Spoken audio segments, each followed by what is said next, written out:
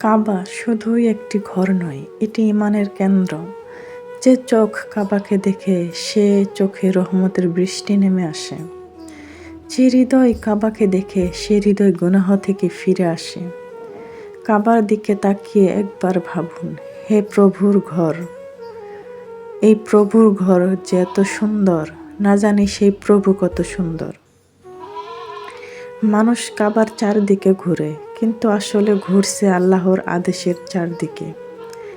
তাওয়াফ আমাদের শেখায় দুনিয়া নয়, ধন সম্পদ নয়, মানুষ নয়। আমাদের জীবনকে কেন্দ্র করে শুধু আল্লাহকে রাখতে হবে। যারা আজ তাওয়াফ করছে তারা জানে এটি শুধু একটি শারীরিক কাজ নয়, এটি আত্মার পরিশুদ্ধি। হাজেরা 7 বার দৌড়েছিলেন তার সন্তানের পানির জন্য। আজ সেই দৌড় আমাদের শেখায় মায়ের দোয়া, মায়ের কষ্ট, মায়ের ত্যাগ আল্লাহর কাছে কত মূল্যবান, আর শেখায় যে আল্লাহ তৃষ্ণার মাঝে জমজম দিয়েছেন, তিনি দুঃখের মাঝে সমাধান দেন, হতাশার মাঝে পথ খুলে দেন। মদিনা এমন একটি শহর যেখানে হৃদয় ঢুকলে বের হতে চায় না। এই শহরটি শান্তি, করুণা এবং নূরের শহর। রাসূল সাল্লাল্লাহু আলাইহি ওয়াসাল্লাম যেখানে শুয়ে আছেন, সেই ভূমিতে দাঁড়ানোর অনুভূতি, এটি ঈমানের আনন্দ।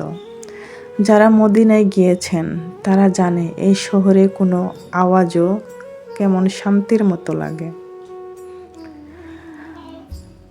রাউজাহতে দাঁড়ালে মনে হয় এখানে আমার সব পাপ, সব দুশ্চিন্তা, সব ভয়, সব আল্লাহকে বলে দিতে পারবো। রাসূল সাল্লাল্লাহু আলাইহি ওয়াসাল্লাম এর কবরের সামনে দাঁড়িয়ে যে চোখে পানি আসে, সেটি কোনো দুর্বলতার পানি নয়, এটি ভালোবাসার পানি। মক্কা মদিনা শুধু ঘুরতে যাওয়ার জায়গা নয়, এটি বদলে যাওয়ার জায়গা। যারা ফিরে আসে তাদের হৃদয় বদলে যায়, জীবন বদলে যায়। একবার ভাবুন, আমরা কি সত্যি আল্লাহকে খুশি করার মতো জীবন কাটাচ্ছি? মক্কা মদিনার যাত্রা আমাদের মনে করিয়ে দেয় সময় খুব কম। ফেরার পথে সবাই আজই তওবা করি, আল্লাহকে ডাকি, হে আল্লাহ আমাদের আপনার ঘরের অতিথি বানিয়ে দিন। মক্কা মদিনার এই দৃশ্যগুলো চোখে পড়লে মনে হয় হৃদয়কে জাগিয়ে তোলার জন্য। হয়তো এখন আপনি দূরে, কিন্তু আপনার দোয়া আল্লাহর কাছে দূরে নয়। একদিন ইনশাআল্লাহ আপনিও কাবা দেখবেন, রাউজা হয় সালাম দিবেন। দিনটি খুব দূরে নয়, আল্লাহ শুধু বলে আমাদের দিকে একদম এগিয়ে আসো, তুমি তোমার দিকে 10 কদম এগিয়ে যাব। আমার এই ভিডিওটি যদি ভালো লাগে প্লিজ লাইক, কমেন্ট, শেয়ার করে দিবেন এবং আপনার আশেপাশে আপনার ফ্রেন্ড সার্কেল যতগুলো আছে তাদের মাঝে ছড়িয়ে দিবেন। হয়তো এই ভিডিওর মাধ্যমে তাদেরও কিছু উপকার আসবে বা তাদের মন টানবে মক্কা মদিনা ঘুরে আসার জন্য।